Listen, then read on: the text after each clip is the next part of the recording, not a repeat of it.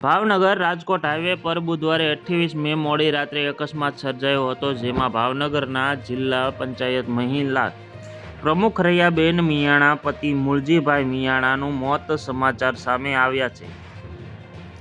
Bike પર સવાર મૂળજીભાઈ અજાણ્યા વાહન સાથે અથડાતા ભાવનગરના ભાજપ નેતાનું મોત નીપજ્યું હોવાની માહિતી સામે આવી છે.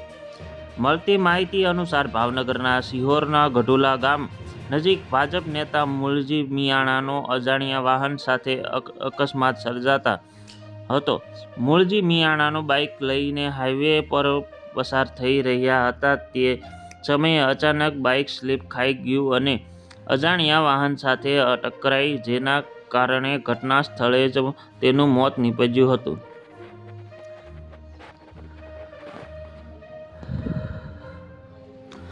ઘટનાની જાણ થતાં જ પોલીસ અને એમ્બ્યુલન્સ ઘટના સ્થળે પહોંચી ગઈ હતી અને મૃતને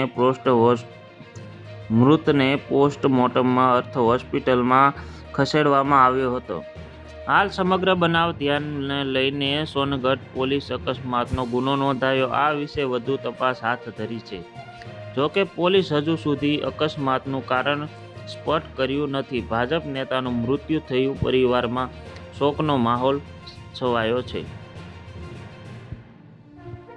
ઘટનાની જાણ થતાં જ ભાજપના આગેવાન તેમજ પરિવાર સિહોરની CHC હોસ્પિટલ ખાતે પહોંચ્યા હતા. નોંધનીય છે કે મૂળજીભાઈ મિયાણા કિસાન મોરચાના સભ્ય તેમજ ભાજપના જિલ્લા પંચાયત કારોબારી ચેતમને રહી ચૂક્યા છે કે તેમની પત્ની રિયાબેન મિયાણા પણ ભાજપમાં જોડાયેલા છે અને હાલ જિલ્લા પંચાયત માહિતી પ્રમુખની જવાબદારી સંભાળી રહ્યા છે.